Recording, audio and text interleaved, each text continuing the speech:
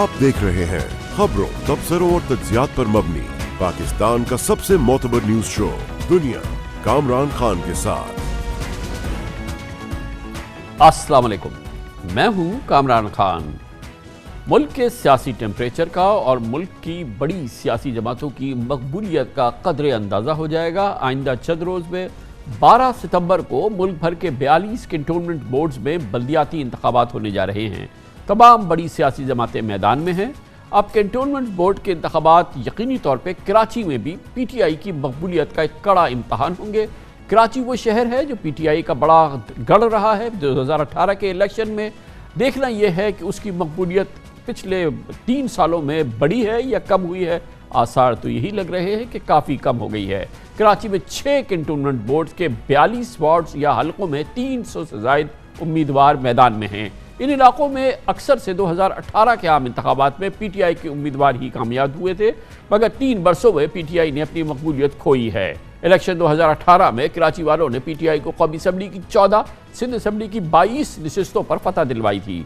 कराची वालों ने इमरान खान को वज़ीर आज़म, डॉक्टर आरिफ अलवी को सदर और इमरान इस्माइल को गवर्नर मुंतखब कराया और कई लोगों को वफाकी काबीना तक पहुँचाया।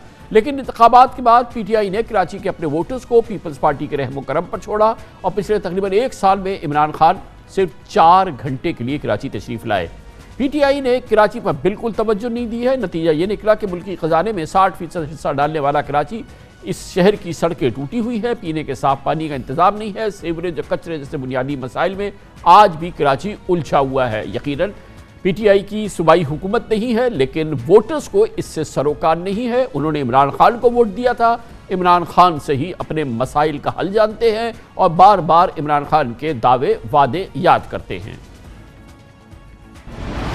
कराची के लिए ट्रांसपोर्ट हमने करनी है। कराची का जो ये गंदगी है, कूड़ा करकट है, ये इसके लिए हमें सफाई करनी पड़ेगी और कराची में पानी नहीं है और इसके लिए हम पूरे प्रोग्राम बना रहे हैं। पहली दफा कराची का एक मास्टर प्लान बनाएंगे। इंडस्ट्रियल एस्टेट पे हम रिसाइकलिंग प्लांट लगाएंगे।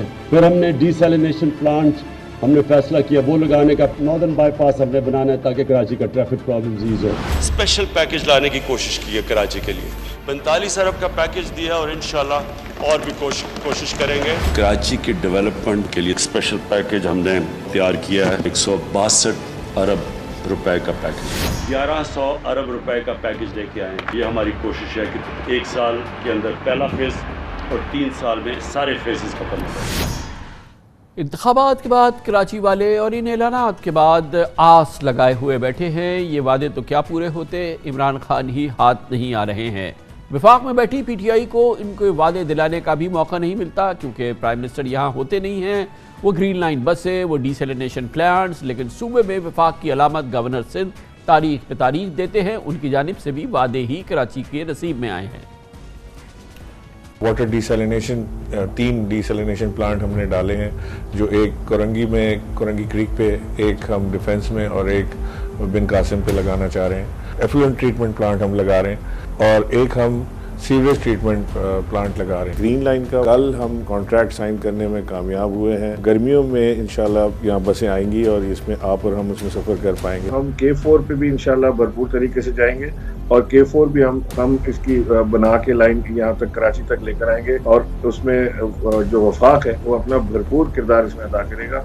हम फौरी तौर से इसके बाद K4 को हम उठाएंगे। हम दिन रात कोशिश कर रहे हैं कराची के लिए डिसैलिनेशन प्लांट लाने के लिए। हम कोशिश कर रहे हैं दिन रात कि ये कचरा उठाने के लिए ऐसा जामे मंसूबा हम दे दें विदिन 100 डेज कि ये कचरा उठ जाए। वो दिन रात आज भी जारी है क्योंकि ये अभी हमने गवर्नर इमरान इस्माइल की जो आपको गुफ्तगू सुनाई ये तकरीबन 3 साल पुरानी है, मगर इस पूरी सूरत हाल के अंदर यकीनन PTI डिलीवर नहीं कर पाई है, इसमें कोई शक नहीं है कराची का। लेकिन इसके बावजूद PTI के कुछ अरकान ऐसे हैं जो कि कराची की दिन रात सुबह शाम उन्होंने खिदमत की और इसमें कोई कसर नहीं छोड़ी है। उनमें से एक जनाब आफ्ताब अहमद सिद्दीकी हमारे साथ मौजूद हैं, मेंबर कौमी असम्बली हैं कराची से। आफ्ताब साहब बहुत बहुत शुक्रिया आपने हमें ज्वाइन किया, मगर अब एक बार फिर आप वोट लेने जा रहे हैं। कैंटोनमेंट बोर्ड के इलेक्शन हो रहे हैं, कराची के 6 इलाके कैंटोनमेंट्स में हैं, तो ये जो आपका जो रिकॉर्ड है ये तो हिम्मत अफजाई नहीं है वोटर्स की कि वो PTI को एक बार फिर मौका दें? बिस्मिल्लाहिर्रहमानिर्रहीम। कामरान भाई, 2018 में कराची के ने जो मैंडेट PTI को दिया وہ دو چیزوں کے لیے دیا، ایک وفاق کے لیے دیا اور دوسرا کراچی کی بہتری اور بھلائی کے لیے دیا، پاکستان کے استحکام کے لیے، پاکستان سے کرپشن کو ختم کرنے کے لیے، نیپوٹزم کو ختم کرنے کے لیے، اور اچھی قوم بن کے اپنے معاشرے میں ایک مقام اور دنیا میں ایک مقام، اور جو الحمدللہ اس میں ہم کامیاب بھی رہے۔ کووڈ کے حوالے سے بھی دیکھیں تو خان صاحب نے جس طرح اس کو مینیج کیا اور ہینڈل کیا وہ کریڈیبل ہے، انکریڈیبل ہے کہ 3 بڑے جو دنیا میں کووڈ کنٹرول کیا جن کنٹریز ہیں اس میں پاکستان ایک ہے، اور باقی جو 2 کنٹریز ان کی پاپولیشن 1 کروڑ کی ہے۔ کراچی کے حوالے سے اگر میں بات کروں تو کراچی کے حوالے سے جو آپ کا بھی آپ نے بیان کیا اس میں تھوڑا سا اضافہ یہ کرنا چاہتا ہوں کہ کراچی کو پی ٹی آئی نے اور خان صاحب نے بڑی توجہ دی، وہ الگ بات ہے، خان صاحب نہیں آئے وہ ایک ڈیفرنٹ چیز ہے، مگر ان کا ساتھ ہم مستقل کانٹیکٹ میں ہیں۔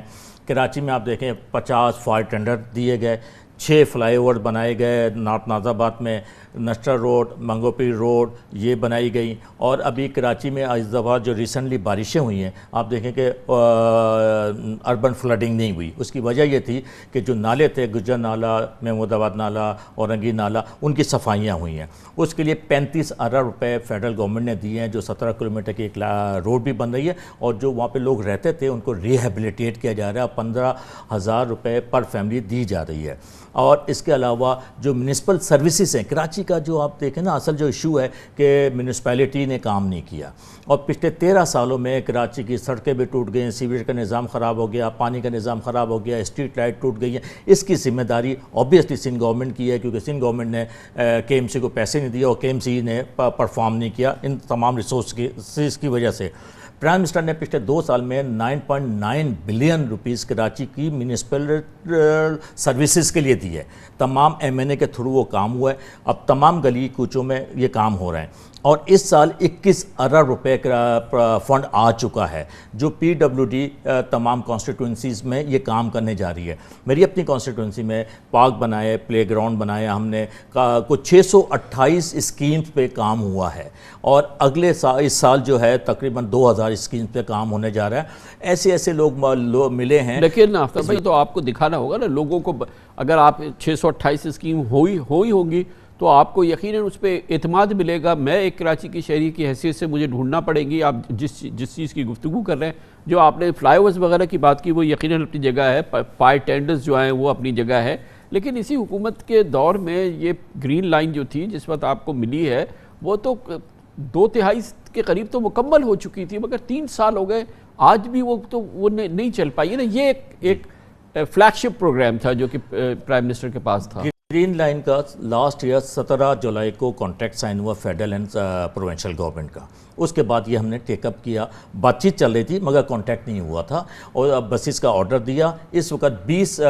سپٹمبر کو بسیز پہنچ رہی ہیں، چائنا سے نکل چکی ہیں، ڈرائیور کو ہائر کر لیا گیا ہے جو آپریشن مینیج کرے گا، اور اسی طرح ان کا کمپیوٹرائز جو سسٹم ہوگا سافٹ ویئر وہ بھی ارینج ہو گیا ہے۔ تو اس میں آپریشن کی اور بسیز کی ذمہ داری سندھ گورنمنٹ کی تھی جو انہوں نے پرفارم نہیں کی۔ اسی طرح K4 کا منصوبہ آپ کو بھی معلوم ہے، کئی پروگرام میں آپ نے بھی بہت ذکر کیا ہے، K4 کا منصوبہ فائنلی فیڈرل گورنمنٹ نے ٹیک اپ کیا ہے۔ 100 ارب روپے کا یہ پروجیکٹ ہے جو وابڈا اس کو ایگزیکیوٹ کرنے جا رہی ہے، انٹرنیشنل کنسلٹنٹ اس پہ ہائر ہو چکا ہے، اور وہ جو منصوبہ ہے انشاءاللہ 2023 اکتوبر تک یہ کمپلیٹ ہو جائے گا، جس سے 260 MGD واٹر کراچی کو ملے گا۔ بھائی یہ جو اس وقت آپ کا امتحان ہے وہ یہ ہے، یہ جو کنٹونمنٹ بورڈز پہ الیکشن ہو رہے ہیں کراچی کے حوالے سے 6 کنٹونمنٹ بورڈز ہیں، اس میں ایک بڑا حصہ تو وہ ہے جو براہ راست آپ کی کانسٹیٹوئنسی ہے، اس میں کیا آپ دے سکتے ہیں؟ آپ نے تو بتا دیا، ہاتھ کھڑے کیے، صحیح بھی کہا سندھ گورنمنٹ نہیں ہے، میونسپل گورنمنٹ نہیں ہے، یہ کنٹونمنٹ بورڈ والے آپ کو کیوں ووٹ دیں؟ اچھا کمل بھائی دیکھیں، کراچی میں 6 کنٹونمنٹ ہے، سب سے بڑا کنٹونمنٹ پاکستان کا جو ہے میں سمجھتا ہوں CBC ہے کہ کلفٹن کنٹونمنٹ بورڈ کا، جہاں پہ 2 لاکھ افراد ووٹر ہیں، اور اس میں لوگ ہم سے پوچھتے ہیں کہ آپ کہاں ہیں، آپ کام کیوں نہیں کر رہے، پانی کیوں نہیں ہے، سیوریج کیوں نہیں ہے، لائٹس کے ایشوز ہیں، آپ الیکٹڈ ریپرزینٹیو آپ سے پوچھیں؟ جی الیکٹڈ ہوں، مگر انفارچونیٹلی میں یا میرا MPA کسی بھی بورڈ میں نہیں۔ کیا مطلب یہ جو کلفٹن بورڈ ہے اس میں آپ کا کوئی عمل دخل نہیں ہے؟ نہیں، کوئی عمل دخل نہیں ہے، نہ کلفٹن بورڈ میں ہے نہ DHA میں ہے۔ اچھا پاور ہمارے پاس ہے نہیں، ہم ان سے ریکویسٹ کر سکتے ہیں، بات چیت کر سکتے ہیں، مگر ان کا ایک بورڈ تو ہوتا ہے نا۔ اچھا اس میں آپ دیکھیں الیکٹڈ لوگ جو ہے نا 12 ہیں، جو ابھی وہ الیکشن ہو رہے ہیں وہ الیکشن لڑ کے آ رہے ہیں اور 2 ریزرو سیٹ کے ساتھ 12 ہو جاتے ہیں، اس میں ایک وائس پریزیڈنٹ ہے۔ اب آپ دیکھیں یہ جو کونسلر ہیں ان کو کوئی پاس، کوئی سیلری، کوئی ریمونریشن نہیں ہے، یہ فری کا کام ہے۔ اور اس کے بعد جو نان الیکٹڈ ہیں، جو اپوائنٹڈ ہیں، وہ 13 ہیں، مطلب جو نان الیکٹڈ ہے ان کی میجورٹی ہے، وہ میجورٹی ہے۔ تو اب گورنر پہ کام تو نہیں ہو سکتا نا۔ اچھا ڈی ایچ اے کے حوالے سے جب میں بورڈ میں نہیں ہوں، نہ میرا ایم پی ہے، تو ہم کس طرح اس کو مینیج کریں؟ نہیں تو پھر آپ کی تو تحریک پہلے تو اس پہ اختیار آپ کا ہو تو پھر آپ ڈیلیور کریں گے، آپ یہ الیکشن لڑ رہے ہیں، سب کچھ کر رہے ہیں۔ مینیفیسٹو ہے جو ہم نے بڑا سوچ بچار کے ساتھ دیا ہے۔ اس میں جو ہم پہلا پوائنٹ ہے لیجسلیشن کا، کہ ہم یہ لیجسلیشن کریں گے کہ بورڈ میں الیکٹڈ ایم این اے اور ایم پی اے ہوں، ضروری نہیں کہ ہمیشہ پی ٹی آئی ہو، کوئی بھی ہو، وہ تاکہ ہمارے ڈی ایچ اے کا کام ہو جائے۔ اور اسی طرح الیکٹڈ اور نان الیکٹڈ کا جو ریشیو ہے وہ صحیح ہونا چاہیے۔ اور اس وقت جو کنٹونمنٹ میں الحمدللہ یہ وہ حلقہ ہے جو 12 مئی 2013 سے جس نے سیاست کا رخ پلٹا کراچی میں، جب ڈاکٹر عارف علوی کے لیے خواتین اور سارا ڈی ایچ اے نکلا، وہاں سے پوری سیاست چینج ہوئی۔ یہ مگر وہ عارف علوی صاحب کو ڈھونڈ رہے ہیں سب، سر پریزیڈنٹ صاحب تو سر وہ تو ایک یہ بڑا کے ساتھ کراچی والوں نے عجیب کیا، ان کو ووٹ دے کے صدر بنا دیا، اب ان کی شکل بھی نہیں دیکھ سکتے۔ انہوں نے ایک حلف اٹھایا ہے، اس حلف کے تحت جو ہے نا وہ باعث نہیں ہو سکتے، مجھے آگے سپورٹ نہیں کر سکتے یا ڈی ایچ اے کو نہیں کر سکتے، یہ تو آپ بہت اچھی طرح سمجھتے ہیں۔ تو ڈی ایچ اے کی عوام نے ہمیشہ پی ٹی آئی کو سپورٹ کیا ہے، اور اس دفعہ بھی اس لیے کہ ہم نے ڈیلیور کیا۔ ڈی ایچ اے میں ہم انڈر گراؤنڈ ہم نے کیبلز کی، اس کے ساتھ ساتھ سیف ڈی ایچ اے کو بنانے جا رہے ہیں، clean green and safe D H A. اس میں میری جو بات ہوئی ہے ایڈمنسٹریٹر صاحب سے کہ 500 کیمرے لگانے جا رہے ہیں، اور فیڈرل گورنمنٹ اس کو سپورٹ کر رہی ہے۔ اچھا یہ بتائیں کہ یہ پاکستان کا سب سے بڑا ٹیکس پیئنگ علاقہ ہوگا، یہ ڈیفنس کلفٹن کراچی کا جو ہے، یہاں پہ کوئی سیکیورٹی سسٹم نام کی چیز نہیں، as oppose to D H A Lahore دیکھ لیں، صرف ڈی ایچ اے لاہور اور ڈی ایچ اے کراچی کو آپ کمپیئر کریں تو آپ کو زمین اور آسمان کا فرق نظر آتا ہے۔ یہ کیا ہے؟ کامران بھائی ہم بھی یہ کہتے ہیں کہ ہمیں صرف کچھ نہیں چاہیے ڈی ایچ اے سے، آپ ہمیں ڈی ایچ اے لاہور دے دیجئے۔ اور لاہور کی اصل میں اس کی وجہ کیا ہے کہ جہاں وہاں پہ جو میونسپل سروسز ہیں وہ ڈی ایچ اے کے پاس ہے، کینٹونمنٹ کے پاس نہیں ہے، وہ لیز کا کام کرتا ہے۔ یہ بات صحیح ہے۔ یہاں پہ 2 ادارے ہو گئے۔ اب فیز 8 کو دیکھیں، آج تک کینٹونمنٹ نے اس کو ٹیک اوور نہیں کیا کیونکہ ڈی ایچ اے نے ہینڈ اوور نہیں کیا، اب وہ لٹکے ہوئے لوگ وہاں پہ، اب ہم سے بات کرتے ہیں تو ہم کس طرح آگے کریں؟ جو سیکورٹی کا سرویلنس کا ہم نے یہ ایک پوائنٹ دیا ہے اس میں کہ کیمرے لگیں گے، جس کو فیڈرل گورنمنٹ سپورٹ کر کے فنڈ سے، عمران خان صاحب کے فنڈ سے 20 کروڑ روپے میں ڈی ایچ اے کو دوں گا، فیڈرل فنڈ جو آ گیا ہے اس سے یہ کیمرے لگیں گے انشاءاللہ۔ اور اسی طرح جو last year storm water drainage کا تھا تو ایک 6 کروڑ روپے سے ہم فیز 6 میں بخاری وغیرہ پہ اسٹارم واٹر ڈرین لگانے جا رہے ہیں۔ آلریڈی ہم 16 کروڑ روپے کالونیز میں لگا چکے ہیں۔ کامران بھائی ایک بڑی امپورٹنٹ بات ہے کہ ڈی ایچ اے کا جو ریشیو ہے کالونیز کا اور ڈی ایچ اے کا 60-40 ہے، 60% ڈی ایچ اے 40% کالونیز ہے۔ ان کالونیز کو کوئی مینیج نہیں کرتا، وہاں پہ سروسز نام کی نہیں ہے، وہاں سینیٹیشن کا ایشو ہے، وہاں صفائیوں کا ایشو ہے، بجلی کا، پانی کا، ہر چیز کا ایشو ہے۔ اس کو بھی ہم نے ایڈریس کرنا ہے کہ انشاءاللہ، کیونکہ انسان تو وہاں پہ بھی رہتے ہیں، مسلمان تو وہاں پہ بھی رہتے ہیں، کہ ان کالونیز کا بھی مسئلے کو ہم نے ہینڈل کرنا ہے، مگر اس کی شرط یہ ہے کہ ایک تو ہماری کونسل مضبوط کونسل ہو، اور جبکہ ایم این اے اور M P a P T I کا ہے تو میں نے تمام عوام سے یہ کہا ہے کہ آپ پی ٹی آئی کو ووٹ ڈالیں، ایک دفعہ اور ہمیں ٹیسٹ کریں۔ 2023 کا بھی الیکشن آنا ہے، اگر ہم پرفارم نہیں کرتے ہیں، ہمارے کونسلر پرفارم نہیں کرتے ہیں تو آپ کے پاس پورا رائٹ ہے کہ 2023 میں آپ نکل کے پی ٹی آئی کے اگینسٹ بھی ووٹ ڈال سکتے ہیں، مگر آپ اپنا رائٹ ضرور استعمال کریں۔ اس سے یہ جو ہم بارشوں میں نکلتے ہیں، پروٹیسٹ کرتے ہیں، اس سے بہتر ہے کہ 12 ستمبر کو نکلیں اور ووٹ ڈالیں، تاکہ ووٹ کی طاقت جو ہے نا وہ ساری چیزیں چینج کرے گی۔ بہت بہت شکریہ جناب آفتاب احمد صدیقی ہمارے ساتھ موجود ہے۔ کمرشل بریک، اس کے بعد سندھ حکومت کی کرپشن کی ایک اور ناقابل فراموش داستان۔ تیسر ٹاؤن میں عوام کے لیے الاٹ شدہ رہائشی پلاٹ بیچ ڈالے، عوام کے الاٹ شدہ کاٹیج انڈسٹری کے پلاٹ بیچ ڈالے، قبضہ مافیا کے سپرد کر دیے۔ یہ کہانی آپ کے سامنے رکھتے ہیں چھوٹے سے وقت کے بعد۔ Welcome back. سندھ حکومت کراچی کی زمینوں سے متعلق کرپشن میں ایک نیا باب رقم کیا ہے۔ اس مرتبہ ڈپٹی کمشنر کے جعلی خط پر شہریوں کو رہائشی اسکیم کے الاٹ شدہ 363 پلاٹس کو اس کی زمین نجی کمپنی کے حوالے کر دی گئی ہے۔ اسکیم 45 تیسر ٹاؤن کے 64 ایکڑ زمین صنعتی مقاصد کے لیے نجی کمپنی کو دے دی گئی ہے، جبکہ ملی ڈیولپمنٹ اتھارٹی ان پلاٹس کی مد میں پہلے ہی عام شہریوں سے 34 کروڑ روپے وصول کر چکی ہے۔ دوسری جانب ایم ڈی اے کی اسی رہائشی اسکیم میں کاٹیج انڈسٹریز کے لیے مخصوص کردہ تقریباً 15 ارب روپے مالیت کی 330 ایکڑ زمین بلڈر آدم جوکھیو، جو کہ خود نیب کے کیس میں ملوث ہے، اس کو منتقل کر دی گئی ہے۔ ایم ڈی اے ان سیکٹرز میں کاٹیج انڈسٹریز کے لیے الاٹ شدہ 8,000 پلاٹس کی مد میں شہریوں سے تقریباً 2 ارب روپے پہلے ہی وصول کر چکی ہے۔ رپورٹ کے مطابق ایم ڈی اے کے ڈائریکٹر ٹاؤن پلاننگ نے پچھلے ماہ ڈپٹی کمشنر ضلع غربی ویسٹ کو ڈی سی ویسٹ کو لکھا کہ جنوری میں ان کی جانب سے لکھے گئے خط کی بنیاد پر ایم ڈی اے کی اسکیم 45-63 ٹاؤن کے 64 ایکڑ زمین کا نیا لے آؤٹ پلان منظور کر کے زمین صنعتی مقاصد کے لیے نواب اینڈ کمپنی کے حوالے کر دی جائے۔ گزشتہ دنوں مختار کار منگو پیر کے دفتر میں مبینہ طور پہ آگ لگا کے ریونیو کا ریکارڈ جلانے کا واقعہ پیش آیا تھا، جس کے بعد ڈی سی ویسٹ کے آفس سے ڈی جی ملی ڈیولپمنٹ اتھارٹی کو ایک خط گیا تھا، جس میں کہا گیا تھا کہ اس سال جنوری میں لکھے جانے والے اس خط کو ہی جعلی انہوں نے قرار دیا تھا، جس کی بنیاد پر یہ زمین اب اس متنازع صنعت کار کے حوالے کر دی گئی ہے۔ اس کی مزید تفصیلات ہمیں دیں گے ہمارے نمائندے خصوصی اختیار کھوکر ہمارے ساتھ موجود ہے۔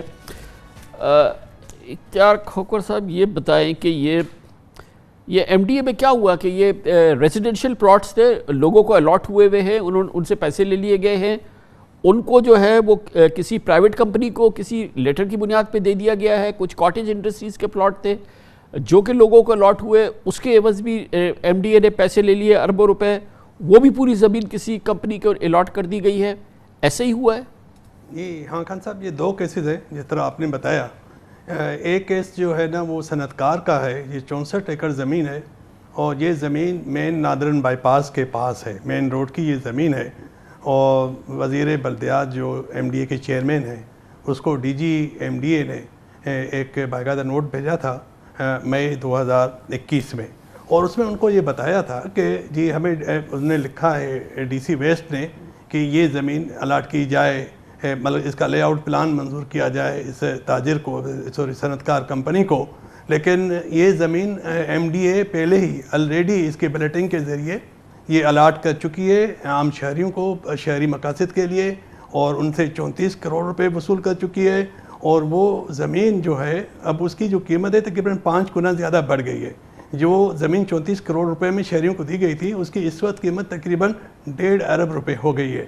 تو اس خط میں یہ کہا گیا کہ اگر اس موقع پر ہم یہ زمین شہریوں سے لے کر یا شہری کو کسی اور سستے علاقے میں دیں اس کے بدلے میں، تو یہ ایک بہت بڑا فراڈ ہوگا سرکاری سطح پہ۔ یہ ایک سرکاری نوٹ میں لکھا گیا کہ اور لوگوں کے ساتھ ایک بہت بڑا ظلم ہوگا کہ ان کی جو رہائشی زمین ہے کسی اور کو دی جائے۔ اور دوسرا اس میں یہ بھی بتایا گیا کہ ایم ڈی اے کو یہ زمین 1986 میں دی گئی تھی، حکومت سندھ نے 1986 میں دی تھی کے ڈی اے کو، جو بعد میں ایم ڈی اے کے پاس آئی اور اس کی میوٹیشن بھی کر کے دی تھی، اور کمشنر نے جو اس وقت خط لکھا تھا یا لیٹر لکھا تھا اس میں یہ کمشنر کراچی نے اس میں یہ واضح تھا کہ یہ زمین کسی اور کو لیز نہیں ہو سکتی، نہ ہی الاٹ ہو سکتی ہے، نہ اس کی میوٹیشن ہو سکتی ہے۔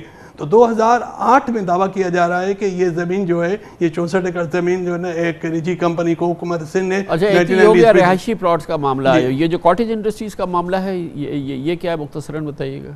کاٹیج انڈسٹری کا معاملہ بھی بڑا زبردست ہے خان صاحب۔ یہ جو زمین ہے اس کے لیے ایک خط لکھا ہے اس نے ڈی سی ملین نے، ڈی سی غربی نے، کہ بھائی یہ زمین جو ہے 303 ایکڑ ہے، جس کا جو اس کا باقاعدہ ایک سروے کا نقشہ بھی دے دیا گیا ہے، اور وہ نقشہ ایم ڈی اے کے جو سیکٹر 41، 40 اور 45 ہیں جو کاٹیج انڈسٹری کے لیے مخصوص ہیں اور اس کی بلیٹنگ بھی ہو چکی ہے، وہ اس میں آتا ہے۔ اور کہا گیا ہے کہ یہ موروثی زمین ہے جو 1944 کا کوئی کھاتا بتایا جا رہا ہے، پھر 1993 میں وہ کہتے ہیں کہ جی وہ اس نے خریدا کسی خاتون نے، پھر اس نے اپنا اٹارنی بنایا ہے اس کو آدم جوکر صاحب کو۔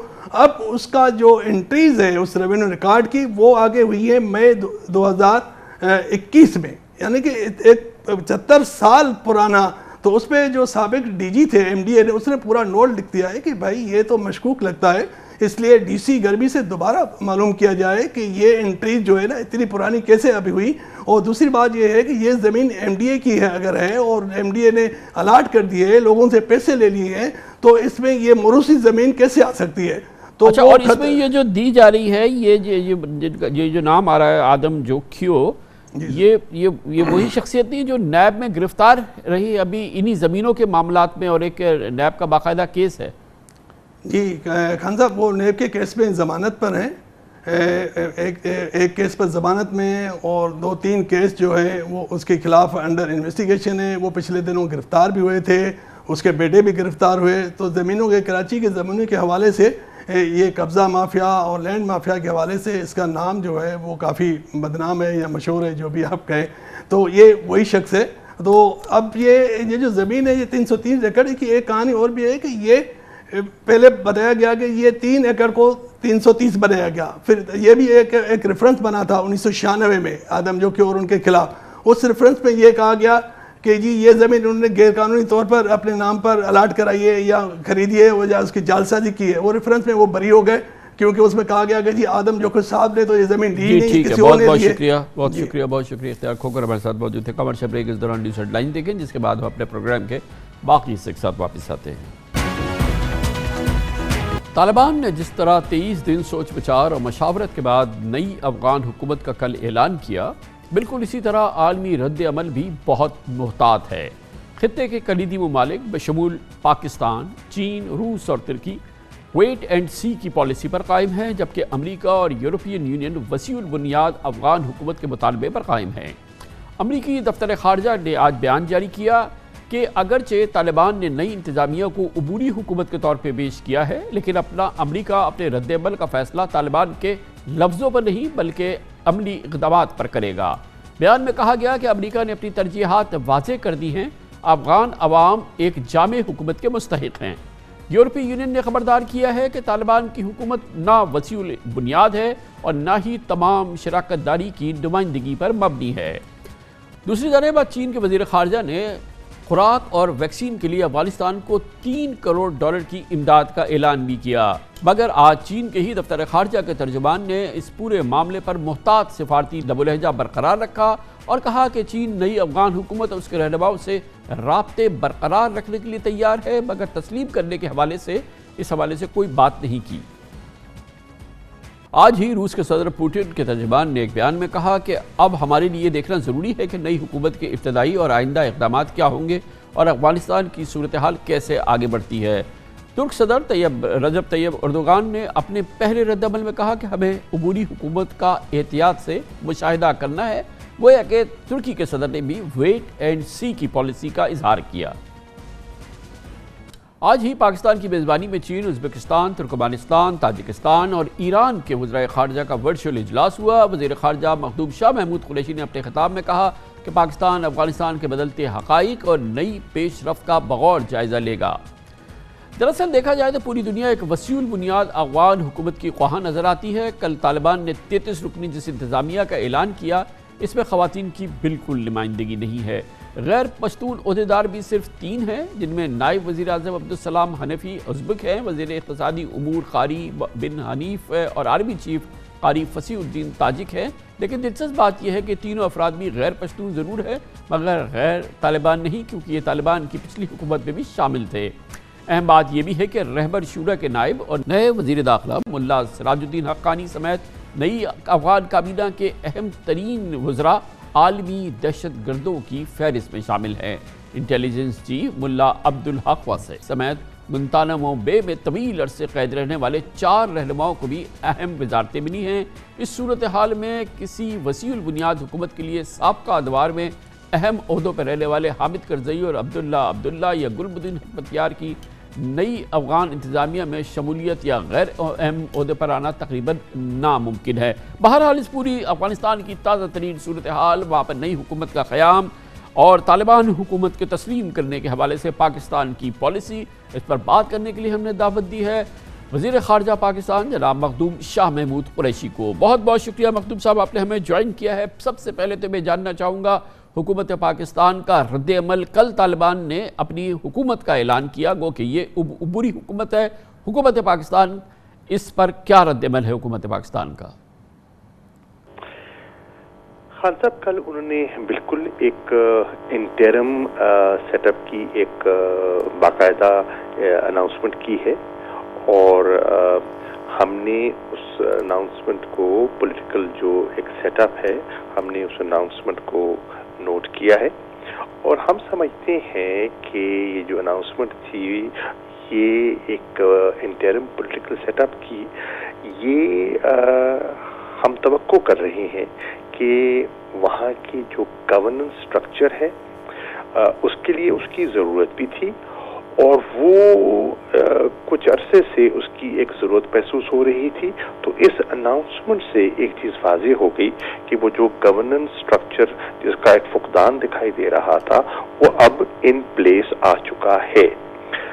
اب ہم یہ بھی توقع کرتے ہیں کہ یہ جو نئی پولیٹیکل ڈسپنسیشن جو انہوں نے اناؤنس کی ہے، جو ایک نیا ارینجمنٹ، ایک انٹرم جو اناؤنس کیا ہے، اس سے ہم توقع کرتے ہیں کہ وہاں امن کے لیے، وہاں کی سیکیورٹی کے لیے اور وہاں کی اسٹیبلٹی کے لیے، استحکام کے لیے یہ کارآمد ثابت ہو. ہم تو مخدوم صاحب یہ بتائیے گا، پاکستان نے بار بار زور دے کے کہا کہ وہ چاہتا ہے کہ افغانستان میں انکلوسیو گورنمنٹ، یعنی کہ ایک وسیع البنیاد حکومت بننی چاہیے. یہ پاکستان کا اصرار رہا ہے. کل جو حکومت سامنے آئی ہے، کیا پاکستان کی جو تعریف ہے، جو انکلوسیو یا وسیع البنیاد حکومت کی جو پاکستان کی انٹرپریٹیشن ہے، کیا یہ اس پہ پوری اترتی ہے؟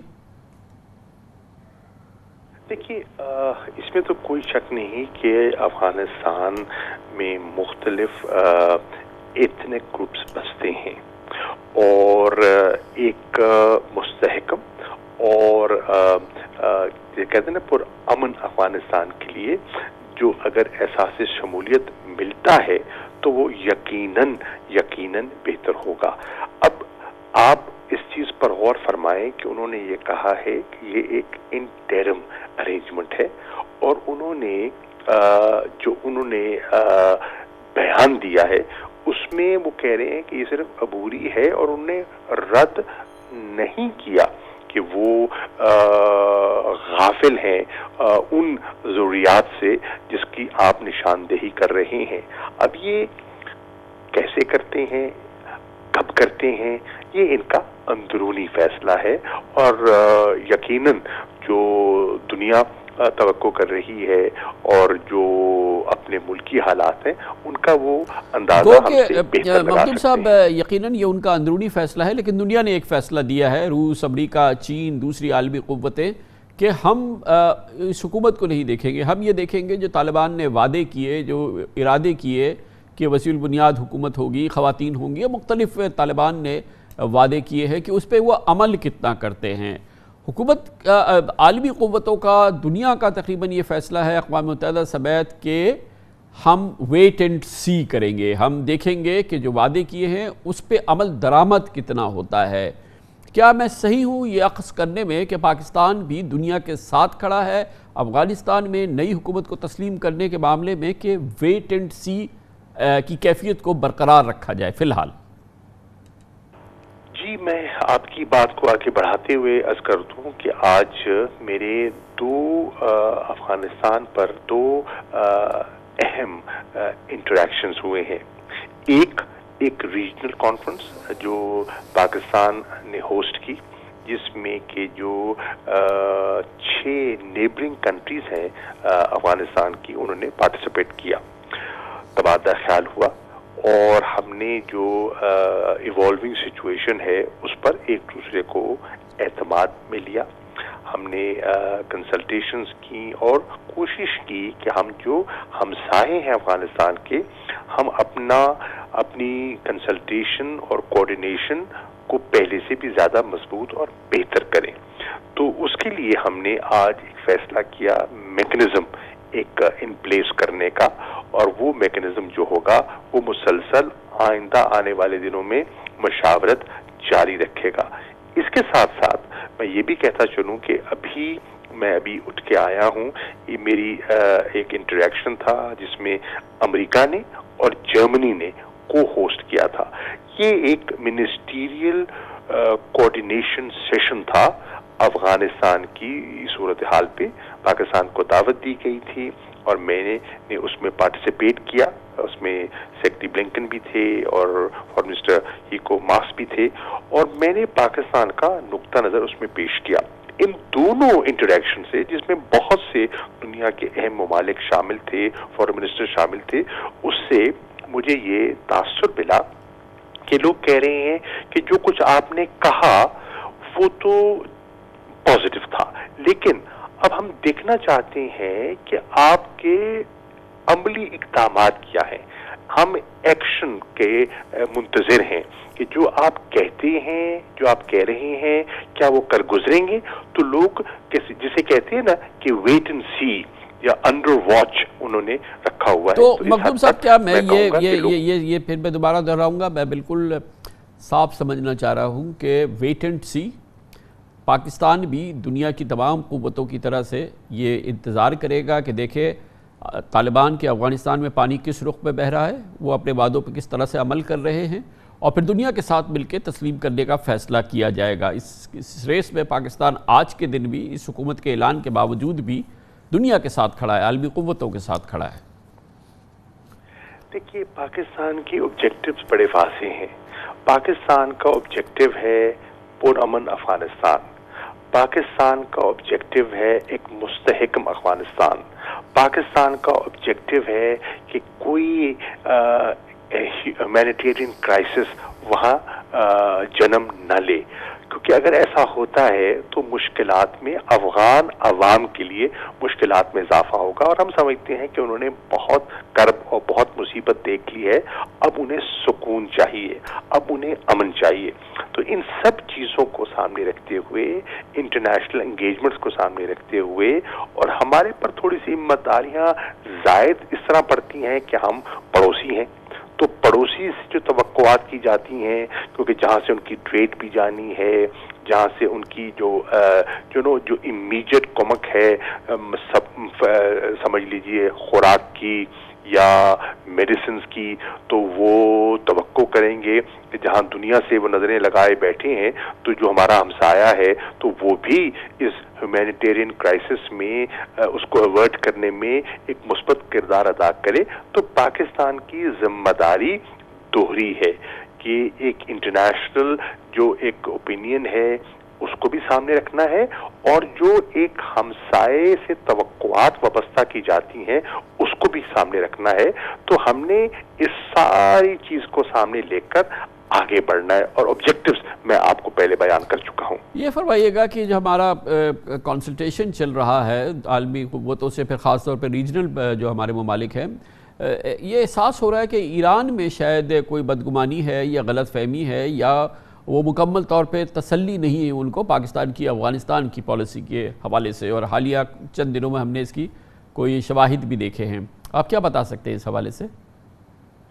नहीं खान साहब, मैं उससे इत्तफाक नहीं करता। उसकी वजह ये है कि अभी जब मैं रीजनल ममालिक के दौरे पे गया तो उसमें ईरान शामिल था। ईरान के सदर से, ईरान के वज़ीर ख़ारजा से तफ़सीली गुफ्तगू हुई, और मैंने हमने ये जो कंसल्टेशन का मैकेनिज्म इन प्लेस करना चाह रहे हैं उस पर उन्हें एतमाद में लिया और उनको दावत दी दो सतह पर। एक, हमारे एक्सपर्ट्स आपस में तबादला ख्याल करें, और फिर उनके बाद हमारे जो वज़ीर ख़ारजा हैं इस रीजन के, हम जो हमसाए हैं, हम आपस में तबादला ख्याल करें। ईरान ने मशावरत के बाद दोनों हमारी तजवीज़ से इत्तफाक किया।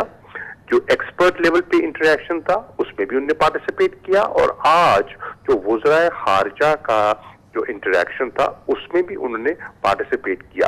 और जिस मैकेनिज्म की हमने बात की उसको उन्होंने न सिर्फ इंडोर्स किया बल्कि अगली नशिस्त उन्हें दावत दी कि इस मैकेनिज्म की अगली नशिस्त वो होस्ट करना चाहेंगे तेहरान में। तो ये जो तासुर सामने आ रहा है वो दुरुस्त नहीं है। ये फरमाइएगा कि मैंने देखा कि गोगे सरकारी सतह पे नहीं लेकिन तालिबान मुखालिफ क़ुव्वतों की जानिब से या कुछ मीडिया की जानिब से पंजशीर में जब तालिबान ने कंट्रोल हासिल किया और जो मुखालिफ क़ुव्वती थी वो पसपा हुई, तो इल्ज़ाम यह आया कि पाकिस्तान ने फ़ौजी अंदाज में तालिबान की मदद की है। ये आवाज़ हमें ईरान से भी आई, गोगे सरकारी सतह पर नहीं थी। इस बारे में आप क्या कहेंगे? देखिए, पहली बात तो खान साहब ये है कि उसमें कोई सदाकत नहीं है, उसमें कोई हकीकत नहीं है।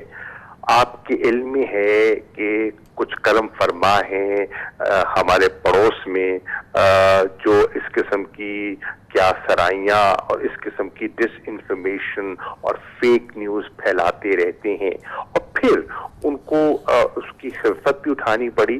जिस किस्म की वीडियो क्लिप्स उनने चलाए और जो उनने दावे किए उनको डिलीट करना पड़ा। फिर आपने देखा कि उनके अपने तर्जुमान ने, अफगानिस्तान के तालिबान के अपने तर्जुमान ने भी उन दावों की कलाई खोल दी। उन्होंने कहा इसमें कोई हकीकत नहीं है। मखदूम साहब, ये बताइएगा कि क्या ये तालिबान के अफगानिस्तान के हवाले से जो इस वक्त की कैफियत है, क्या पाकिस्तान और चीन एक सफ़े पर है, एक सफ़े पर हमारी पॉलिसी जो है, हमारी सोच जो है वो यकजा है चीन के साथ? देखिए, आज भी खान साहब, आज भी चीन के वजीर खारजा से मेरी गुफ्तगू भी हुई है और आज के इजलास जिसकी मेज़बानी पाकिस्तान कर रहा था उसमें चीन के वजीर खारजा ने उसमें शमूलियत अख्तियार की। उन्होंने अपने ख्यालात का इजहार किया। मैं पहले अर्ज कर चुका कि इस वक्त लोग सिचुएशन को एनालाइज कर रहे हैं, सिचुएशन को इवॉल्व हो रही है और उसको देख रहे हैं, उसका तजिया कर रहे हैं और वो कह रहे हैं कि दो स्टेजेस हैं। एक स्टेज है इंगेजमेंट और सब समझते हैं कि उनके साथ इंगेजमेंट होनी चाहिए, डायलॉग होना चाहिए और फिर उस इंगेजमेंट और डायलॉग के बाद उनके एक्शंस को जो वो कह रहे हैं और उसके बाद जो उनके इक़दामात हैं उसको सामने रखकर फिर फैसला करना चाहिए कि आइंदा क्या लाएअमल क्या हो। तो ये एक जनरल मुझे एक ट्रेंड दिखाई देख रहा है। साहब, ये फरमाइएगा कि अल जज़ीरा में खबर आई है कि एक हल बर्दारी होगी नई हुकूमत की और इसके लिए 6 मुल्कों को, चीन, पाकिस्तान, कतर, मुत्तहिदा अरब इमारात वगैरह को दावत दी है तालिबान ने कि वो इस तकरीब में शिरकत करें। क्या हमें वाकई इस किस्म की कोई कम्युनिकेशन हुई है और कोई हुकूमत का वहाँ पे बाकायदा हल बर्दारी हो रही है और पाकिस्तान उसमें जा रहा है शिरकत के लिए? पहली बात तो ये है कि ये डिस्कशंस सुनने में आई हैं। अभी जब हमें कोई फॉर्मल इनविटेशन आएगा तो फिर हम देखेंगे कि इनविटेशन क्या है और उस पे पार्टिसिपेशन कौन कर रहा है और किस लेवल पे कर रहा है। तो उस सब को एनालाइज करने के बाद पाकिस्तान फैसला करेगा। आपने देखा गुज़िश्ता हफ्ते बहुत इंटरनेशनल मीडिया में खबर आई, जो DGIS जनरल फैज़ तशरीफ़ ले गए थे काबुल। आप हमें क्या बता सकते हैं इस दौरे के हवाले से? देखिए, मैं पहले अर्ज कर चुका कि हमारी नौइयत दीगर ममालिक से कुछ मुख्तलिफ है। हमारी नौइयत ये है कि हम उनके साथ जुड़े हुए हैं, जोग्राफियाई तौर पर हम जुड़े हुए हैं, हमारे बॉर्डर मिलते हैं और उनकी ट्रेड यहाँ से होती है, हमारे बॉर्डर ओपन हैं और हमने जब पूरे हालात जब एवैक्यूएशन में बहुत सी मुश्किलात भी हो रही थी दुनिया को, तो हमने न सिर्फ फैसिलिटेट किया, हमने अपने लैंड रूट को भी बंद नहीं किया और जिनके पास प्रॉपर डॉक्यूमेंटेशन थी हमने उनके लिए अपना रास्ता खुला रखा। अब हमारे पास ट्रेड की सूरत हाल है, उनकी जो 2 and 4 पेडिस्ट्रियन क्रॉसिंग है वो सूरत हाल है, जो अफगान सरजमीन माजी में इस्तेमाल होती रही है पाकिस्तान के खिलाफ, वो हमारी तशवीश है। तो इन सब चीज़ों को सामने रखते हुए हमारे अपना सिक्योरिटी चीफ वहाँ जनरल फैज़ तशरीफ ले गए तबादला ख्याल के लिए, जो कि एक पड़ोसी मुल्क की ज़रूरत थी और है। जनरल फैज़ के इस दौरे पे जो DGIS का दौरा था, इस पे क्या फीडबैक किया है, क्या रिपोर्ट किया उन्होंने आके, कैसा रहा ये दौरा? देखिए, मैं समझता हूँ कि जो एंगेजमेंट हुई बड़ी मौसर थी, वसी थी और उन्होंने बहुत से लोगों से एंगेज किया, बहुत से लोगों से मुलाकात की, जो इस सेटअप का हिस्सा हैं उनसे भी, जो सेटअप का हिस्सा नहीं है उनसे भी मुलाकात की। तो जैसे मैं अर्ज कर रहा हूँ कि पाकिस्तान इंगेज सभी से कर रहा है। पाकिस्तान के मद्देनजर अफगानिस्तान और अफगानिस्तान की आवाम की बेहतरी है। बहुत बहुत शुक्रिया। मखदूम शाह महमूद कुरैशी, वज़ीर ख़ारजा पाकिस्तान, अफगानिस्तान की ताज़ा तरीन सूरत हाल पे हुकूमत पाकिस्तान का मौक़िफ़ सामने रख रहे थे। कमर्शियल ब्रेक, उसके बाद जिक्र करेंगे FATF की आखिरी 40 शराइत में से 39 शराइत पाकिस्तान ने कबूल कर ली है। آج اس کی متعلقہ کمیٹی نے کہی ایک شرط جو ابھی پاکستان پہ جس پہ کام ہو رہا ہے وہ یہ کہ پاکستان کے ریل اسٹیٹ سیکٹر کو، بلڈر اینڈ ڈیولپرز کو، ان کو دستاویزی معیشت کا حصہ بنایا جائے، ان کی خرید فروخت کا ریکارڈ رکھا جائے، وہاں سے کیش معیشت کا خاتمہ کیا جائے اور اس جگہ سے منی لانڈرنگ کے امکانات کو ختم کیا جائے۔ ایف بی آر اس سلسلے میں کوشش کر رہی ہے۔ اب یہ ایف اے ٹی ایف کی آخری شرط ہے، وقت کم ہے، مقابلہ سخت، یہ ہم آپ کو بتائیں گے اس کی تفصیلات چھوٹے سے وقفے کے بعد۔ آج ایف اے ٹی ایف کے ذیلی ادارے سے خبر آئی ہے کہ گرے لسٹ سے نکلنے کے لیے 40 میں سے صرف اب ایک شرط پر عمل درآمد باقی ہے۔ ایف اے ٹی ایف کے ذیلی ادارے ایشیا پیسیفک گروپ نے کہا ہے آج کے پاکستان کی کارکردگی پر اپنی رپورٹ میں کہ پاکستان نے 40 میں سے 39 اہداف پر بہترین کارکردگی دکھائی ہے۔ صرف پراپرٹی میں مشکوک سرمایہ کاری اور پاکستان پوسٹ کے مالیاتی امور کو دستاویزی بنانے کی ضرورت ہے۔ 3 روز قبل ہی ایف بی آر نے اعلان کیا تھا کہ اب بلڈرز، ڈیولپرز اور ریل اسٹیٹ ایجنٹ سے تمام خرید و فروخت کا مکمل ریکارڈ حاصل کیا جائے گا، ان کے کسٹمرز اور کلائنٹس کے ڈیٹا اور مشکوک سودوں کی رپورٹ تیار کرنی ہوگی اور اینٹی منی لانڈرنگ اور ممکنہ دہشت گردی کی مالی معاونت کے قوانین پر عمل کیا جائے گا۔ اتوار کو چھٹی والے دن chairman F B R doctor Ashfaq Ahmed نے ریل اسٹیٹ بلڈرز اور ڈیولپرز سے ایک ملاقات میں خاص طور پہ کہا تھا کہ ان کے دفتر کو انسپیکٹ کیا جائے گا، ایک خوشگوار ماحول میں انسپیکشن ہوگا اور انہیں کسٹمر کی ڈیو ڈیلیجنس کے لیے اردو اور انگریزی میں گائیڈ لائنز اور ایک آسان سوال نامہ دیا جائے گا۔ ہر builder, developer, real estate dealer پر لازم ہوگا کہ وہ اس سوال نامے میں اپنے ہر کلائنٹ کی معلومات اور ہر سودے کی معلومات درج کریں۔ اطلاعات کے مطابق ایف بی آر کی جانب سے پراپرٹی ڈیلرز اور ریل اسٹیٹ ایجنٹس کے لیے لائسنس کا نظام متعارف کرانے کی بھی ایک پروپوزل ہے۔ دراصل قیمت پر پراپرٹی کی خرید فروخت ہی اس مسئلے کا حتمی حل ہے۔ جو مارکیٹ کی قیمت ہے، اگر اسی قیمت پہ پراپرٹی خریدی اور فروخت کی جائے تو نہ صرف یہ کہ ایف اے ٹی ایف کی تشویش دور ہو جائے گی، خدشات دور ہو جائیں گے، اس کے شکوک دور ہو جائیں گے، پاکستان کی معیشت کے لیے بے پناہ اس کے فائدے ہیں۔ ایف بی آر کو رہائشی اور کمرشل پراپرٹی کی ویلیویشن ٹیبل کو مارکیٹ ویلیو کے برابر لانا ہوگا اور یہ اس وقت پاکستان کی اس تمام انڈسٹری کا سب سے بڑا مسئلہ ہے۔ قیمتوں کی اثر و نو تعین سے نہ صرف یہ کہ ایف بی آر کی ٹیکس آمدن میں بے پناہ اضافہ ہوگا بلکہ ریل اسٹیٹ کے کاروبار میں کالے دھن کو کھپانے کا آسان طریقہ بھی کسی حد تک دشوار ہو جائے گا۔ اس مسئلے کو کسی حد تک حل کرنے کی کوشش کی گئی ہے حالیہ سالوں میں، لیکن اب بھی ایک بہت بڑا مسئلہ باقی ہے۔ پورے پاکستان کے مختلف علاقوں کے اندر جو مارکیٹ ویلیو ہے وہ کہیں کم ہے اس ویلیو سے جس پر کہ جو اس سے کہیں زیادہ ہے جو کہ سرکاری قیمت ہے۔ نئے چیئرمین ایف بی آر جناب ڈاکٹر اشفاق احمد کہتے ہیں کہ وہ اس سلسلے میں ایک بڑی کیمپین جو ہے وہ لانچ کرنے والے۔ بہرحال یہ ایف اے ٹی ایف کا تقاضا بھی ہے، پاکستان کی ضرورت بھی اس پورے معاملے میں بات کرتے ہیں۔ پاکستان کے نامور سینئر ٹیکس افیئر ایکسپرٹ جناب اشفاق تولا ہمارے ساتھ موجود ہیں۔ بہت بہت شکریہ اشفاق تولا صاحب۔ بار بار ہم پہلے بھی بات کر چکے ہیں کہ یہ معیشت کو دستاویزی بنانے کا یقیناً 3 سال پہلے جو پراپرٹی اور ریل اسٹیٹ کے معاملات تھے وہ اس سے کہیں زیادہ گھمبیر، کہیں زیادہ اس میں مسائل تھے، لیکن بظاہر یہ لگتا ہے ایف اے ٹی ایف یہ بات صحیح کہہ رہی ہے کہ اس میں بہت بڑا ابھی مسئلہ حل ہونا باقی ہے اور بہت بڑے بڑے اس میں ڈارک ہولز ابھی تک ہے۔ یہ مسئلہ حل کیوں نہیں ہو رہا ہے؟ بسم اللہ الرحمن الرحیم۔ کامل صاحب نے جیسے بتایا کہ یہ سب سے بڑا ایونیو ہے اور 70% آف جو منی لانڈرنگ جو ہے وہ اس میں ہے۔ یہ 2018 میں جب اے پی جی کے جب وقت آیا تھا اور اسکاٹ لینڈ یارڈ کے mister Gordon was heading it, تو میں خود پریزنٹ ہوا تھا اور میں نے ان کو یہی مشورہ دیا تھا کہ آپ یہ لاء کو جو D C rate, F P R rate اور مارکیٹ ریٹ ہے، اس کو کسی طریقے سے آپ گورنمنٹ کو کہیں اور اس کو آپ ٹھیک کر لیں تو میرا خیال ہے آپ کے لیے 70% آف دا ایشوز ریزالو ہو جائیں گے۔ وہ اس وقت ان کی رپورٹ میں یہ نہیں آئی تھی چیز۔ آئی ایم ہیپی کہ ہم اس طرف آگے بڑھ رہے ہیں اور اللہ کا شکر ہے کہ کافی حد تک ہم نے اس پہ قابو پا لیا ہے۔ بس جہاں تک سوال ہے، یہ بہت بڑا گیپ ہے، آپ کو بھی پتہ ہے کہ یہ بہت بڑا گیپ اس لیے فل نہیں ہو پا رہا کہ اس میں کافی اسٹیک ہولڈرز ہیں۔ ایف بی آر کے پاس اگر آپ دیکھیں گے تو there are 2 sets of dealers. ایک آپ کے ہیں جو ریل اسٹیٹ ڈیلرز ہیں، جو بروکرز ہیں، ایک ڈیولپرز اینڈ بلڈرز ہیں۔ جو بلڈرز ہیں اس کو ہائی رسک میں دیا گیا اور جو ریئل اسٹیٹ ایجنٹس ہیں ان کو لو رسک میں رکھا ہے، میڈیم رسک میں رکھا گیا ہے۔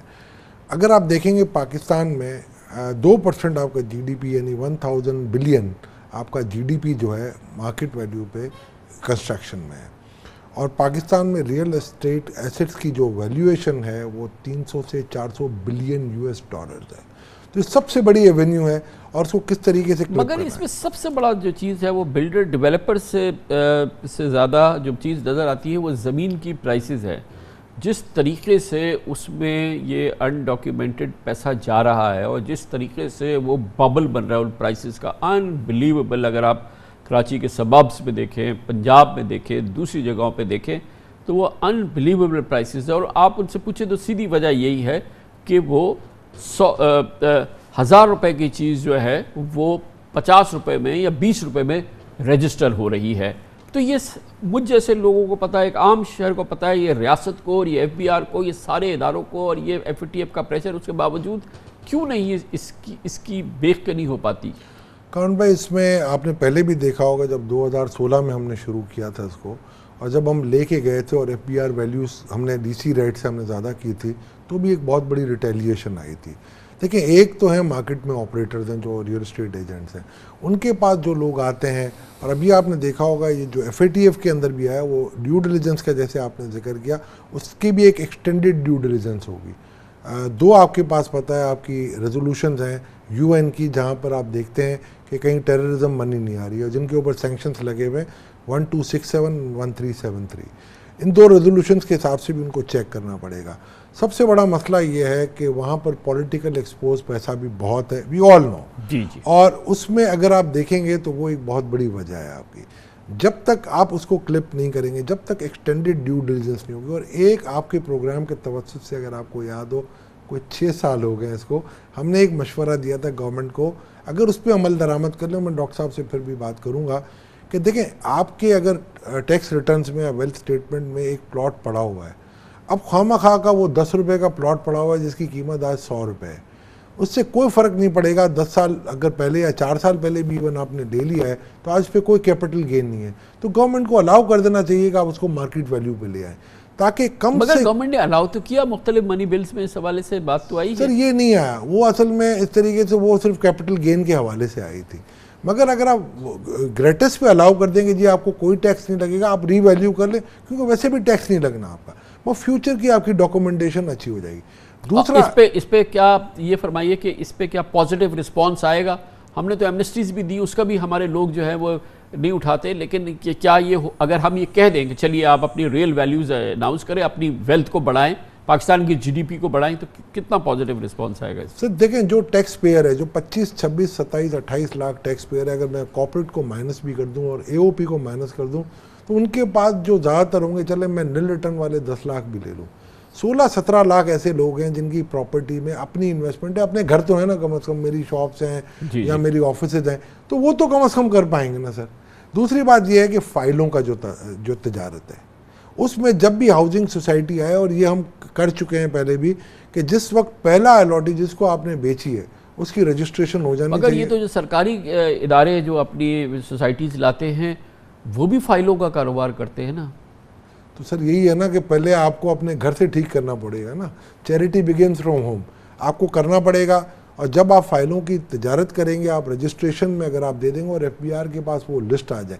دیکھیں ہوتا کیا ہے کہ فائلوں کی جب تک ہم پیمنٹ کرتے ہیں کہ ایڈوانس پیمنٹ ہم دکھا رہے ہوتے ہیں, اور جب تک اس کا آپ کو پوزیشن نہیں مل جاتا, اور جب تک ایکچوئل ٹرانسفر نہیں ہو جاتی, جب تک وہ ایڈوانس میں رہتی ہے, اور ایڈوانس کی جو ٹریڈ ہوتی ہے اس پہ کوئی ٹیکس نہیں لگتا, حتیٰ کہ یہ taxable under section 39 of income tax ordinance. جب تک ہمارے پاس اس کا ریکارڈ نہ ہو, اور جب تک لین دین آپ کا کراس چیک سے یا بینکنگ ٹرانزیکشن سے نہ ہو, اس کا پتہ لگانا مشکل ہے. یہ سب سے بڑا چیلنج ہے FBR کے لیے. اور میں یہ سمجھتا ہوں, ڈاکٹر اشفاق کو میں جانتا ہوں, وہ اس پہ کسی نہ کسی طریقے سے اور ایک حد تک قابو پا. یہ فرمائیے گا کہ کیا جب اس کی بیک کنی کرنی ہو, حکومت تہیہ کر لے, وزیر اعظم تہیہ کر لے گئی, یار یہ چکر ہم نے ختم کرنا ہے, یہ مارکیٹ ویلیو اور FBR ویلیو کو, اس کے لیے ہیچڈ جاب کیا ہو سکتا ہے کہ ایک ایکشن اور پھر اس کا فیصلہ؟ سر ہڑتالیں ہوں گی. نہیں, گورنمنٹ کیا کرے, ہڑتال والے گورنمنٹ کو دیکھیں ایک کام کرنا پڑے گا, فائلوں کی ٹریڈ پہ سب سے پہلے ان کو کلپ کرنا پڑے گا. دوسرا یہ, جیسے میں نے آپ کو بتایا کہ ویلتھ اسٹیٹمنٹ میں کریکشن کی آپ فری گنجائش دے دیجئے. جن کے پاس ہیں اور جنہوں نے ڈسکلوز نہیں کیا, یعنی پرانے سینئر سٹیزن ہیں انہوں نے نہیں کیے, یا نان ریسیڈنٹ ہے, اگر نان ریسیڈنٹ ہے ویسے ہی آپ ان کو الاؤ کر دیں, ان کو ضرورت بھی نہیں ہے. جو ریسیڈنٹ ہیں اور جنہوں نے نہیں ڈسکلوز کیا, آپ ان کو FATF سے ایک مرتبہ بات کریں, IMF سے ایک بات کریں. ایک صرف پلاٹ ڈکلیئر کرنے کی ایمنسٹی آپ دے دیں 1 سے 1.5%، بلکہ نہ بھی چارج کریں، تاکہ ایک مرتبہ یہ گلٹ آپ کا نکل جائے اور یہ ڈرٹ آپ کا صاف ہو جائے. جب تک یہ آپ نہیں کریں گے کامران بھائی، میں سمجھتا ہوں یہ اب مزید آپ اس کو مزید گمبھیر کرتے رہیں گے، اور جب تک یہ گمبھیر ہوگا میں نہیں سمجھتا اس کی آپ کی کوئی FATF کی کمپلائنس ہوگی. اور یہ دیکھیں ایک بہت بڑی تلوار ہے، 3 سال سے میں کہتا آ رہا ہوں، آپ کے پروگرام کے توسط سے آپ نے اتنی محنتیں کی، ہم 6 سال سے اور بھی کر رہے تھے محنتیں، مگر آج تک اس کا ریزولوشن اس لیے نہیں آیا کہ اسٹیک ہولڈر بہت زیادہ ہیں اس کے.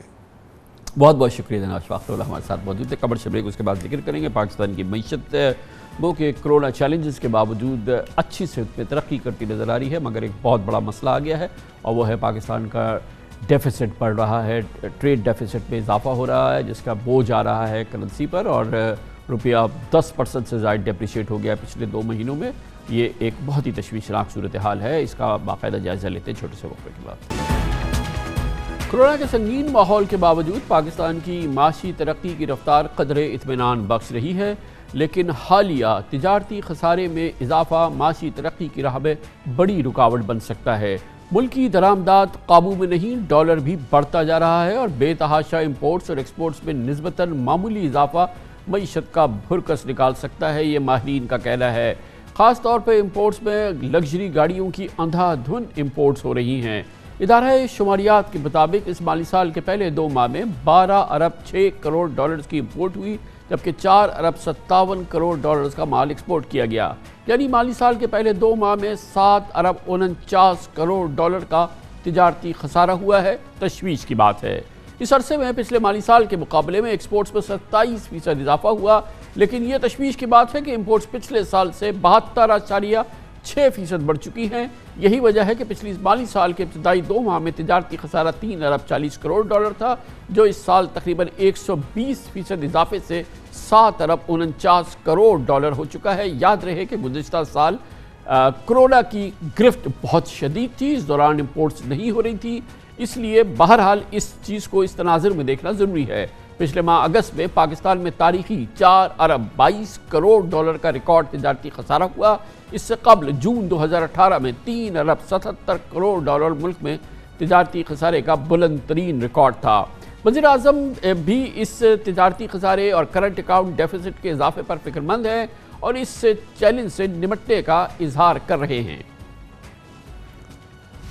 ہمارے پاس مسئلہ ہے فورن ایکسچینج کا، فورن ایکسچینج ریزروز. ہم جو دنیا سے امپورٹ کرتے ہیں اور جو ہم دنیا کو ایکسپورٹ کرتے ہیں اس میں بہت فرق ہے. یہ بھی آگے بہت بڑا ہمارے لیے چیلنج ہے. جو میں اپنی قوم کو آگاہ کرنا چاہتا ہوں، جو اب خطرہ ہے کہ جیسے جیسے اب ہماری اکانومی بڑھتی جا رہی ہے، پریشر اب پڑے گا ہمارے کرنٹ اکاؤنٹ کے اوپر. ہمارے ملک سے زیادہ ڈالرز باہر جانا شروع ہو جائیں گے بنسبت اندر آنے کے. اس سے ہم نے اب بچنا ہے. پہلے سٹیبل کیا، اب آہستہ آہستہ ملک اوپر جا رہا ہے. تقریباً 4% ملک کی گروتھ ریٹ ہے، لیکن جو مسئلہ ہمیں آئے گا وہ ہے کرنٹ اکاؤنٹ. یہ ایک مسئلہ اس لیے آ رہا ہے کیونکہ اب مشینیں امپورٹ کر رہی ہیں، ٹیکسٹائل کے لوگ فیکٹریاں مزید لگا رہے ہیں، تو یہ ہمارا اس وقت چیلنج ہے. یہ بھی حقیقت ہے، حکومت کے آرگومنٹ میں یقیناً وزن ہے کہ اس امپورٹ بل میں اضافے کی بڑی وجہ پیٹرولیم مصنوعات کی بہت بڑی بڑھتی ہوئی قیمتیں ہیں. پاکستان کو کروڑا ویکسینز کی امپورٹ کرنی پڑی ہے، صنعتی مشینری، گندم، کپاس اور چینی کی درآمد ہو رہی ہے. لیکن حیران کن بات یہ ہے کہ اس مالی سال جولائی اور اگست میں 9200 سے زائد لگژری گاڑیاں امپورٹ کی گئی. یہ تعداد پچھلے سال کے مقابلے میں 3 گنا یعنی 300% زیادہ ہے. تعجب ہے کہ 9200 میں سے 3300 گاڑیاں برانڈ نیو تھی، جو کہ پچھلے سال صرف 216 نئی گاڑیاں امپورٹ کی گئی. یہ تذکرہ بھی ضروری ہے کہ اسٹیٹ بینک نے ٹرف اسکیم کے تحت تقریباً 600 سے زائد صنعتی اور کاروباری یونٹس کو 435 ارب روپے قرض دیے ہیں. اس اسکیم کے تحت منگوائی گئی درآمدی مشینری کی ادائیگیاں حالیہ چند ماہ میں کی گئی ہیں، جس کی وجہ سے ایکسچینج ریٹ پر دباؤ بڑھا اور تجارتی خسارے میں اضافہ ہوا. یہی وجہ ہے کہ اس وقت ڈالر 1 سال کی بلند ترین سطح پر پہنچ چکا ہے. آج انٹر بینک میں ڈالر 167 روپے 25 پیسے میں بند ہوا. اوپن مارکیٹ میں ڈالر تقریباً 168 روپے 20 پیسے تک فروخت ہو رہا تھا. 4 ماہ قبل 7 مئی کو ڈالر 152 روپے 28 پیسے کا تھا، یعنی 4 ماہ میں ڈالر 14 روپے 97 پیسے مہنگا ہو گیا ہے اور پاکستانی روپے کی قدر میں 10% تک کمی آ چکی ہے. ڈالر مہنگا ہونے سے پاکستان پر بیرونی قرضوں کا بوجھ بڑھا ہے. 1560 ارب روپے کا اس میں اضافہ ہو چکا ہے. اس صورتحال کی ماہرانہ رائے حاصل کرتے ہیں اور منسلک ماہرین اس کو کس انداز سے دیکھتے ہیں، یہ ہمیں بتائیں گے ڈاکٹر اشفاق حسن خان، سابق مشیر ہیں وزارت خزانہ کے اور پاکستان کے نامور ماہر معیشت بھی ہیں۔ ڈاکٹر صاحب بہت بہت شکریہ۔ اس وقت جو یہ ٹریڈ ڈیفیسٹ نظر آ رہا ہے، یہ جو کرنٹ اکاؤنٹ کا میں جو خسارہ نظر آیا ہے، اس پہ آپ کتنے آپ کو تشویش ہے، کس حد تک یہ آپ کے لیے ذاتی طور پہ انتہائی تشویش کی بات ہے کیا؟ بالکل، اس میں 200% میں آپ سے اگری کرتا ہوں، اور مجھے بہت زیادہ پریشانی بھی ہے۔ اس کی وجہ یہ ہے کہ بڑی مشکل سے اور بہت ہیوی کاسٹ پے کرنے کے بعد ہم نے کرنٹ اکاؤنٹ کو قابو میں لایا تھا۔ جب یہ میں کہہ رہا ہوں کہ ہم نے بہت ہیوی کاسٹ پے کیا تھا، وہ in terms of growth, in terms of rise in employment, یہ سارے اس کے کاسٹ ہم نے پے کیے۔ جس طریقے سے ہم نے کرنٹ اکاؤنٹ کو بہتر کرنے کی کوشش کی تھی، اس سے بہت زیادہ مسائل کریٹ ہوئے۔ ان تمام مسائل کو قوم نے سہا، لیکن اب ہم دیکھ رہے ہیں کہ وہ پھر ہم اسی طرف جا رہے ہیں جہاں 2017-18 سے۔ تو ڈاکٹر صاحب اس میں تشویش تو بالکل بجا ہے، اور اس کے جو اثرات ہیں وہ بھی جیسے کہ آپ نے فرمایا کہ وہ اس کے دور رس اثرات ہو سکتے ہیں، بہت ہی ہم نے اس کی بھاری قیمت ادا کی کہ ہم اس صورتحال سے نکلیں، لیکن بعض معاملات ایسے ہیں جو حکومت کی قدرت سے باہر ہیں۔ مثال کے طور پہ پیٹرولیم مصنوعات کی ریکارڈ قیمتیں، مثال کے طور پہ ہمیں کرونا کی وجہ سے بڑی تعداد میں ویکسین امپورٹ کرنی پڑ رہی ہے، مثال کے طور پہ گندم کی کمی کے خوراک کی معاملات میں کمی کی وجہ سے گندم، چینی وغیرہ امپورٹ کرنی پڑ رہی ہے۔ یہ وہ تمام معاملات ہیں جن سے ہمارا چھٹکارا تھا پچھلے کئی سالوں میں، تو بعض چیزیں ایسی ہیں جو حکومت کی گرفت سے باہر ہیں۔ یہ عجیب سی بات ہے کہ اگر ہم گندم، ایک زرعی ملک جسے ہم کہتے ہیں کہ پاکستان ایک زرعی ملک ہے، اتنے بڑے پیمانے پہ کبھی گندم امپورٹ نہیں کر رہا تھا، نہ اتنی چینی ہم امپورٹ کر رہے تھے، نہ اتنے بڑے پیمانے پہ را کاٹن ہم امپورٹ کر رہے ہیں۔ یہی ملک تھا جو 13 سے 14 ملین بیلز کاٹن پروڈیوس کر رہا تھا، اور آج یہ 7 اور 7.5 ملین بیلز پہ آ گیا ہے۔ یہ پچھلے کئی سالوں سے یہ چل رہا ہے، کبھی ہم نے اس کی طرف توجہ نہیں دی۔ یہ کس کا قصور ہے کہ کسی نے اس کی طرف توجہ نہیں دی؟ آج تک میں نے نہیں دیکھا کہ پرائم منسٹر نے کسی کاٹن گروور کے جو اصل گروور ہیں ان کو بلائیں، ان کے ساتھ بیٹھیں اور ان سے پوچھیں کبھی واٹ وینٹ رانگ۔ ہم تو 13-14 ملین بیلز پروڈیوس کر رہے تھے۔ جب ہم سی پیک میں آئے تو کاشگر میں جو اسپیشل اکنامک زون چائنا بنا رہا تھا، اس میں انہوں نے پوری ٹیکسٹائل سٹی وہاں آباد کر رہے ہیں، اور اس کے لیے را کاٹن پاکستان سے جانا تھا۔ تو ہمیں تو 13-14 ملین کاٹن بیل سے 20-22 ملین بیل کی طرف جانا چاہیے تھا۔ ہم نیچے کیسے آ گئے؟ What went wrong? یقیناً ڈاکٹر صاحب یہ تو بڑے کلیدی سوال ہے جو کہ آپ نے فرمایا، لیکن میری بنیادی جو میں آپ سے عرض کر رہا تھا کہ اس وقت جو کرنٹ اکاؤنٹ ڈیفیسٹ کی انتہائی تشویشناک صورتحال ہے، اس کے مختلف عوامل موجودہ حکومت کی گرفت کے باہر ہیں۔ مثال کے طور پر پیٹرولیم کی مصنوعات کی قیمتوں میں اضافہ، پوری دنیا میں کموڈیٹیز کی قیمتوں میں ریکارڈ اضافہ، پھر یہ ہمیں ویکسین کی امپورٹ کرنی پڑ رہی ہے یہ، اور پھر جیسے کہ آپ نے عرض کیا گیہوں اور کپاس وغیرہ کی ہمیں ایڈیشنل امپورٹ کرنی پڑی ہے۔ تو اب یہ فرمائیے گا کہ یہ گرفت سے تو باہر ہے، اب حکومت ایک یہ بھی آرگومنٹ آ رہا ہے کہ یہ ون آف پیمنٹ ہے، اس وقت جو ہے یہ خاص طور پہ ہم ٹرف کی پیمنٹ کر رہے ہیں، جو کہ ہم اپنی اکنامک ایکٹیویٹی کے لیے اس کو اسٹیمولس دینے کے لیے، اس کے ایکسپینشن کے لیے کر رہے ہیں۔ یہ صورتحال ایسی رہے گی نہیں، اس کو آئندہ مہینوں میں کیسے ہینڈل کرنا چاہیے؟ آپ کا تجربہ کیا کہتا ہے؟ دیکھیں، جب بھی اکنامک ایکٹیویٹی کو آپ ایکسلریٹ کریں گے تو ہم جیسے ملکوں کی اکانومی امپورٹ ڈیپینڈنٹ ہوتی ہے، امپورٹ آف مشینری بڑھے گا، کیپٹل گڈس، اکوپمنٹ ہے، انرجی ہے، یہ ساری چیزیں بڑھیں گی۔ اس میں تو دو اوپینین نہیں ہے، لیکن بہت ایسی چیزیں جی بڑھ رہی ہیں جس کی امپورٹس جو اگر پاکستان میں نہ آئے تو کوئی قیامت نہیں ٹوٹ پڑے گا پاکستان میں۔ آپ نے اپنے گاڑیوں کا حوالہ دیا ہے اپنے انٹروڈکشن میں۔ کیا اس ملک کو زیب دے رہا ہے کہ جس کے پاس ڈالر کے کرائسس ہو، اور آج ہم یہ گفتگو کر رہے ہیں کہ کتنے بڑے پیمانے پہ امپورٹ ہو رہا ہے ہمارے ملک میں، تو یہ زیب دیتا ہے ہمیں کہ اتنے بڑے پیمانے پہ گاڑی امپورٹ کریں، اتنے بڑے پیمانے پہ موبائل فون؟ ہم کہتے ہیں کہ جی ہم یہاں پر وہ کر رہے ہیں، بنائیں گے، یہاں پر ہم بنا کیا رہے ہیں؟ ہم تو اسمبل کرنے کے لیے پارٹس وہاں سے لا رہے ہیں۔ تو جب آپ پارٹس لائیں گے، جتنے بڑے پیمانے پر لائیں گے اتنے زیادہ آپ کا امپورٹ بل ہوگا۔ इसी तरीके से बहुत सारे ऐसे नॉन एसेंशियल आइटम्स हैं जिसके इंपोर्ट जो है बहुत तेजी से बढ़ रहे हैं। और मैं पिछले 3-4 सालों से ये बात चीख कर कह रहा हूं कि खुदा के वास्ते 10 से 12 आइटम, सिर्फ 10 से 12 आइटम आप आइडेंटिफाई करें जो फास्ट मूविंग है और नॉन एसेंशियल है, उसके नहीं आने से कोई क़यामत नहीं टूटेगी। आपको अगर बैन करना हो तो बिल्कुल बैन कर दें। इसमें WTO की भी इजाज़त है कि जब कोई मुल्क बैलेंस ऑफ पेमेंट के प्रॉब्लम का शिकार हो तो वो चीज़ों को time bound non discriminatory basis पे उसको बैन कर सकता है। 2 साल 3 साल के लिए आप बैन कर दें उसको, उससे कोई क़यामत नहीं पाकिस्तान में टूटेगी। लेकिन हम ये काम नहीं कर रहे हैं। ये हम इजीली 6 से 7 बिलियन डॉलर यहां से बचा सकते हैं। एक्शन नजर नहीं आ रहा है मुझे, मीटिंग नजर आ रही है, बातें नजर आ रही हैं, एक्शन नहीं है। वक्त है एक्शन का। जितना वक्त गुजरता जाएगा हमारे करंट अकाउंट डेफिसिट उसी तेजी से बढ़ते जाएंगे, इसको रोका जाएगा। दूसरी चीज ये है, हमें एक्सपोर्ट की तरफ तवज्जो देनी होगी। अभी आप देखें कि इस माली साल में एक्सपोर्ट हमारा बढ़ा हुआ है, 25.6 बिलियन हुआ है। लेकिन ये क्यों हुआ है? ये सिर्फ प्राइस की वजह से हुआ है। ये अल्लाह की मेहरबानी है और किसी का कोई कमाल नहीं है इसमें। हमने क्वांटिटी कम बेचे हैं, लेकिन इंटरनेशनल मार्केट में इसकी प्राइसेस बढ़ी हुई थी तो हमें कम क्वांटिटी बेचकर भी हमें ज्यादा वैल्यू मिल गया। अगर हम उतना ही बेचते जितना पिछले साल बेचा था, आप सोचें कि ये एक्सपोर्ट हमारा 27-28 बिलियन को क्रॉस कर जाता। आपने एक्सचेंज रेट का भी जिक्र किया था।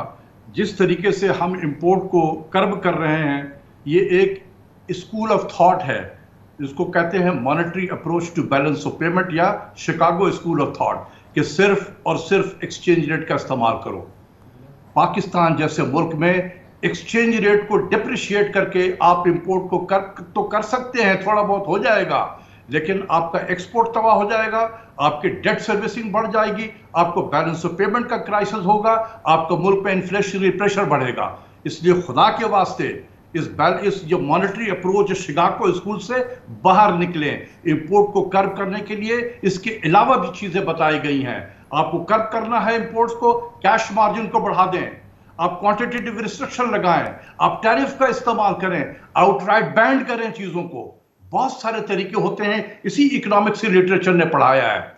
लेकिन चूंकि हम IMF में हैं और जो भी गवर्नर सेंट्रल बैंक आएगा उसको वो एक बैत किया वो होते हैं, इस शिकागो स्कूल के ऊपर बैत होता है उनका, तो वो उसी बुजुर्ग के कहने पे वो चल रहे होते हैं और ये एक्सचेंज रेट के जरिए से इंपोर्ट को कर्ब करने की कोशिश कर रहे हैं। इसके बड़े मनफी नतायज निकलेंगे और मुझे कहने में कोई हर्ज नहीं है कि ये 23वीं IMF प्रोग्राम को की तरफ लेके जाने के लिए पाकिस्तान की ये तैयारी हो रही है। बहुत बहुत शुक्रिया। डॉक्टर अशफाक हसन खान हमारे साथ मौजूद थे। इसके साथ ही हमारे आज के प्रोग्राम का इख्तिताम होता है। कल आपसे फिर मुलाकात होगी इंशाअल्लाह। कल तक के लिए कामरान खान को इजाज़त। अल्लाह हाफ़िज़।